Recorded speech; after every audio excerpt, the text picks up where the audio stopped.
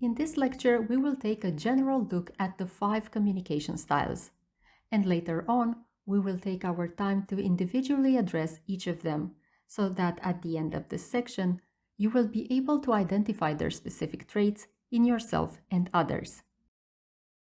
So let's start by naming the 5 communication styles that we will be working with in this course. We will talk about 3 main styles: the passive, the aggressive, and the assertive style. One mixed style, passive-aggressive, and a secondary style, manipulative. In different materials about communication, you may find variations in the way the author or instructor refers to these styles. Sometimes they may only address the main 3 styles, or only 4 of them, or maybe they have another approach altogether. But for the purpose of this course, we will use these 5 styles to describe the main ways in which we behave and communicate. Now let's see how they relate to each other. I will illustrate this. Let's imagine a line segment, a simple line with these endpoints. Let's imagine that on this line, we would be able to fit all types of communication and their respective variations. If we were to represent any variation of a person's behavior, we would be able to place it on this line. Now, in this case, the left endpoint on our line would signify the purest form of passive behavior. This form does not exist in reality, but we will use it for training purposes. So here on the far left, we would have the passive style of behavior and communication. The passive style means that a person using it would rather renounce their own rights, desires, and needs in favor of the rights, desires, and needs of others.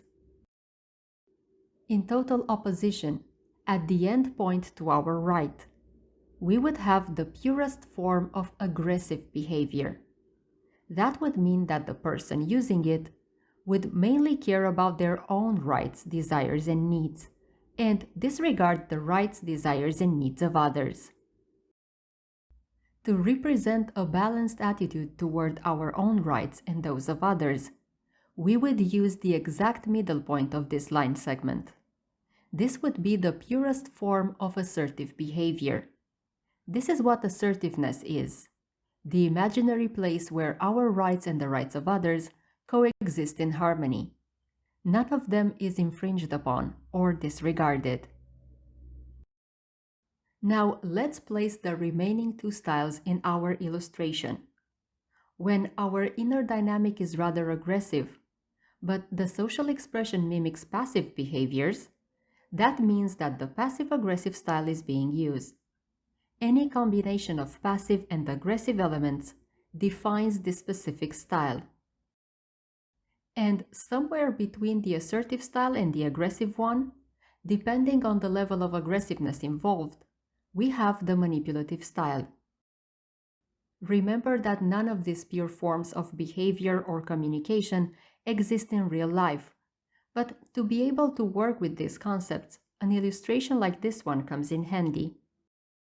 We could even assign numbers to this line and think of it as a behavioral scale. It would only be a convention, but it does help self-assessment. Let's say that the left endpoint is equal to 0 and that the right one is 100. That would give the middle point a value of 50.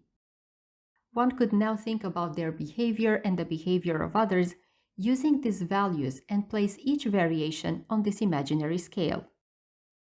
I could say that during that week when I said yes to all of my colleagues' requests to take over tasks that were originally assigned to them, on top of dealing with my own tasks, I was rather passive, a 23 maybe. When I finally got the courage to say, "I am sorry, but I will only be able to help you once my tasks are completed," then maybe that would be closer to a 45, or if I've said it really confidently, a 55. If I would have said something along the lines of, "You're a jerk, stop asking me to do your job," then maybe that would be an 80 because it would be an aggressive response. But these are all subjective assessments. Nonetheless, they are useful since we could track our behavior and perhaps use this information to regulate it. But in reality, these endpoints do not exist at all. Behaviors flow on a continuum. And professionals would not even use a line's middle point to illustrate assertiveness, but instead use a triangle to showcase how behavioral styles relate to one another. They are different, standalone things. We create the relation just to be able to operate with the concepts. There is no perfect balance between aggressiveness and passivity. Furthermore, in our daily interactions, we do not use a single behavioral or communication style. We use a combination of them. Depending on the context, we select and activate one of the 5 styles. The style that we use the most is what we will refer to as the predominant, main, or primary style. But the other styles will show up as well. Levels of each of them already reside in us. We already are passive, aggressive, and assertive. We just need to activate a predominant style that proves to best serve our interests and goals. And that style is so far considered to be assertiveness. We won't be able to be assertive all the time, but if our inner dynamic and our main behaviors are primarily guided by the assertive principles, then we should benefit from all the great effects assertiveness holds. Now let's zoom in on each of the 5 styles of communication.